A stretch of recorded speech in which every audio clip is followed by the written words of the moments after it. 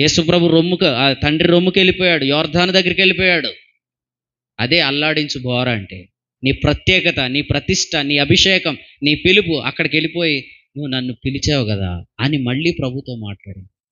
ఇన్ని సమస్యలు ఎందుకు వస్తున్నాయి, ఇన్ని శ్రమలు ఎందుకు వస్తున్నాయి, మనుషులు నన్ను ఎందుకు తరుముతున్నారు, నువ్వు నన్ను పిలిచావు కదా. సమూయేలు దగ్గరికి వెళ్ళాడు, నువ్వు నన్ను అభిషేకించావు కదా, నువ్వు నన్ను ఈ అభిషేకం నా భ్రమ, ఈ పిలుపు నా కళ, లేకపోతే ఇదంతా ఊహ, నేను ఇందుకే వచ్చేసానా, నేను తొందరపడి వచ్చానా. కొంతమంది క్వశ్చన్స్ అడుగుతారు, అన్న దేవుడు నిజంగా నన్ను పిలిచాడా, నేను వచ్చేసానా, ఎందుకు ఇవన్నీ ఎదురవుతున్నాయని. సో సమూయేలు దగ్గరికి వచ్చాడు, సౌలు నన్ను ఎందుకు తరుముతున్నాడు.